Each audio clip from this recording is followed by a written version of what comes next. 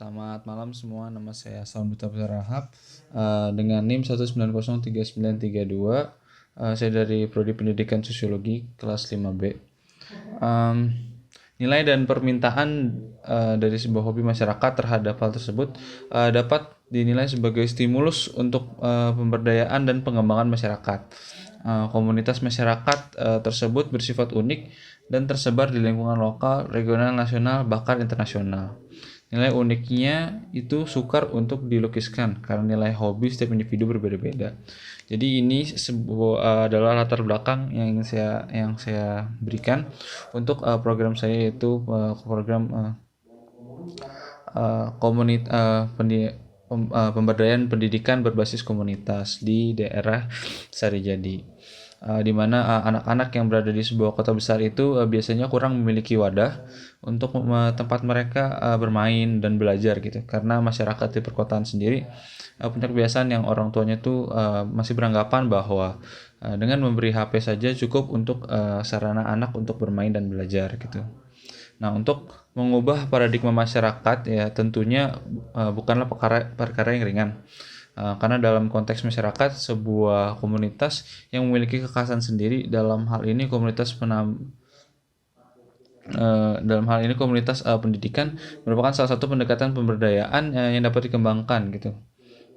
Terus pendidikan berbasis komunitas ini merupakan mekanisme yang memberikan peluang bagi setiap orang untuk memperkaya ilmu pengetahuan dan teknologi melalui pembelajaran sumber hidup gitu.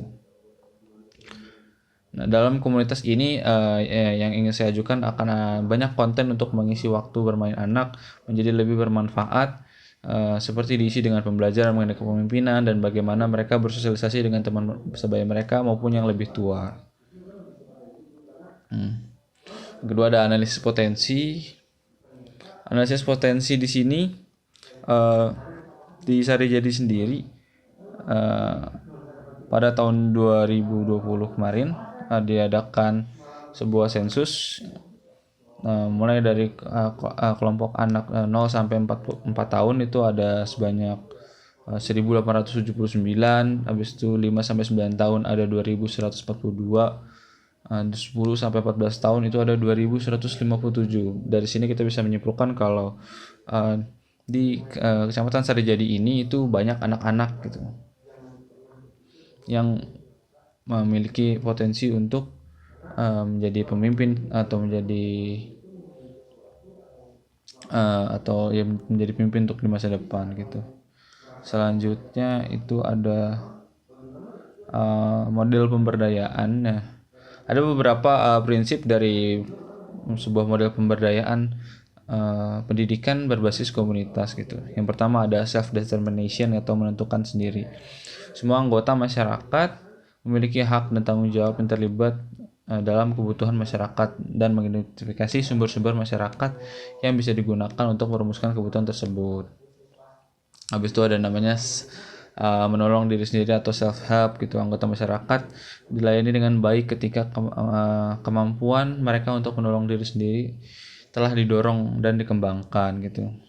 Habis itu ada leadership development atau pengembangan kepemimpinan. Para pemimpin lokal harus dilatih dalam berbagai keterampilan untuk memecahkan masalah. Habis itu ada lokalisasi. Potensi terbesar untuk meningkatkan partisipasi masyarakat tinggi terjadi ketika masyarakat diberi kesempatan untuk dalam pelayanan atau dalam sebuah program. Habis itu ada keterpaduan pemberian pelayanan. Di sini itu terdapat hubungan antara agensi di antara masyarakat dan agen-agen yang menjalankan pelayanan publik dalam memenuhi tujuan dan pelayanan publik yang lebih baik. Habis itu ada reduce duplication of service atau pelayanan masyarakat yang seharusnya memanfaatkan secara penuh sumber-sumber fisik, keuangan, dan sumber daya manusia yang lainnya. Habis itu ada menerima perbedaan.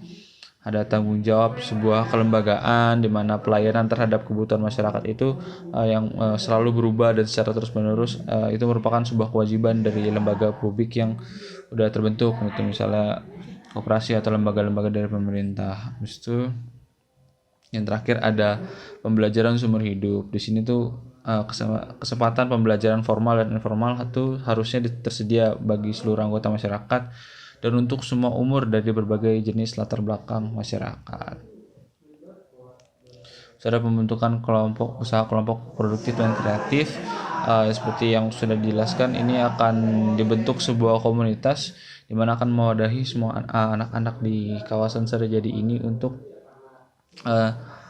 terus belajar gitu di luar jam sekolah mereka, dan dapat dan masih bisa bermain gitu, dimana daripada mereka bermain di jalan atau main HP di rumah gitu, jauh lebih baik untuk mereka bermain dan diwadahi oleh komunitas ini gitu. Habis itu ada penguatan kelembagaan keuangan mikro berbasis kelembagaan koperasi, dan ini tuh untuk di mana program ini bisa berjalan kan butuh dana gitu, butuh dana operasional, dan yang pasti ntar akan dibantu oleh koperasi setempat di Sarijadi itu untuk mewadahi ini gitu, dan sebagai kan bisa berperan aktif juga sebagai perencana, pelaksana, dan mengontrol gitu keuangan di komunitas ini sendiri. Sudah konsultasi dan pendampingan ini jelas penting ya, dimana kita terus untuk melihat gitu, habis itu gimana ini programnya, gimana dampaknya terhadap masyarakat, apakah apa jadi buruk, apa jadi lebih baik, atau apakah harus diperbaiki, itu seperti apa gitu. Habis itu ada monitoring dan evaluasi. Dari sini tuh jenis monitoring atau evaluasi yang saya sarankan itu adalah ongoing evaluation atau evaluasi terus menerus. Tipe evaluasi yang dilaksanakan pada interval periode tertentu, misalnya per triwulan atau per semester gitu. Dan di sini saya menyarankan untuk pada setiap bulan gitu, karena jauh lebih efektif dan jauh lebih cepat untuk melakukan perbaikan-perbaikan dari evaluasi-evaluasi yang sudah dilaksanakan. Kurang lebihnya begitu.